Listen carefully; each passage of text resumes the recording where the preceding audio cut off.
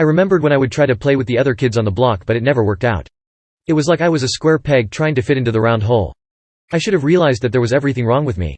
I cried to my mother about this but she told me not to worry. That it would pass. That one day I would find someone who understood me to hell and back. So my foolish, childish heart clung onto this false hope, getting crushed over and over when nothing came to fruition. However, it took a turn for the worst. My parents bought a house in the nicest part of town. It was a lovely gated community called Heaven's Gates. The people there were old money but didn't seem to mind us, the new money. Our neighbor, Miss B, as she liked to be called, even brought us a welcoming gift of a pretty bundt cake. My parents seemed to like her but something about her just rubbed me wrong. 9-year-old me walked up to my new bedroom, taking in the old paintings that lined the stairway. They were all of people who lived in a time long gone, with pictures as proof of their past existence. I felt their eyes on me as I walked to my room. My room was large with bay windows overlooking the gloomy-looking beach, the clouds above black and heavy with their burden. The queen-sized canopy bed had the prettiest lilac beddings draped on it and I jumped onto them. I continued to stare out the window at the oddly gloomy scene for a long time. When I awoke, night had already fallen. My body was tense and I had goosebumps, feeling as though I had just been given a light shock of electricity. I soon realized why. A shadowy figure hovered over me. It writhed and undulated as it floated above me, like a calm lake suddenly disturbed. I couldn't understand what I was seeing. I couldn't fathom what this creature was but it was silhouetted against the darkness of my room. A kind of darkness older me would probably say was vantablack.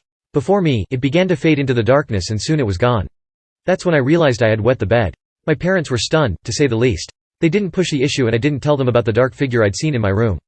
But from that time on, that shadowy creature was never too far away from me. I could see it in the corner of my eye sometimes but when I looked directly, it disappeared. When I was in high school, it even locked me in my room when I wanted to visit my friends.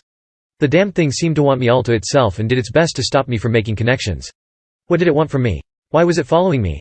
And most importantly, what was it and how could I get rid of it? Now, I was in college and decided to go home for Easter. As I drove to Heaven's Gates, I saw the slow ebb of the shadow creature in the backseat. I slammed on the brakes, my head crashing into the steering wheel and a feeble cry escaped my lips. The airbag exploded from its hiding place and I felt the soft cartilage of my nose snap. A warm liquid ran down my face and into my mouth, filling it with the taste of old pennies. I sat there in pain as my confusion, shock and anger brewed. This goddamned creature already made my life unbearable, filling me with anxiety and fear. And now it wanted me dead. My hands shook as I pushed back the airbag and gripped the steering wheel, my chest heaving as I fought to maintain my composure. I would not let that fiend break me. I would not let that fiend break me. I would not let that fiend break me. What do you want, goddammit? Ever since I moved to Heaven's Gates, all you've ever wanted was to make me more miserable than I already was. I'm damn tired of you. I screamed, slamming my fist on the steering wheel. The creature made a strange sound like glass being filed down before it disintegrated in a flash. Angry and exhausted, I continued on my way back home. The first thing that should have warned me that all was not well was when I saw the gates were wide open. They were never left open and there was a list of who was allowed in. The place even had its own special delivery service. That's how much outsiders were resented. But I took no serious notice of this and drove up my family's driveway. I turned the bronze doorknob and entered the house and what I saw made my blood freeze. The creature lay on the ground, undulating and pulsing as though it were dying. I tried to warn you, it said with much difficulty, as though the human language was not meant for its vocal cords. I tried to protect you. I am a failure. I failed. A cold bead of sweat ran down my forehead. What do you mean? Warn me from what? I whispered, fearful that whatever had taken down this fearsome creature was still around. It said a word no human tongue would ever be able to pronounce but the meaning was clear. The word itself unsettled my spirit, as though I had heard something so taboo, so obscene, so vile that even my inner being was repulsed without fully knowing why. They took control of your friends from high school. That's why I stopped you from going, those times. I took a step back, begging my legs not to keel at this terrible moment in time. As I watched, a large, nervous ripple went through the creature. They're here. Find my people. Tell them. Tell them. It said another unpronounceable word, but this one filled me with an odd sense of peace and my soul hungrily took it in, like a parched man drinking his fill from an oasis.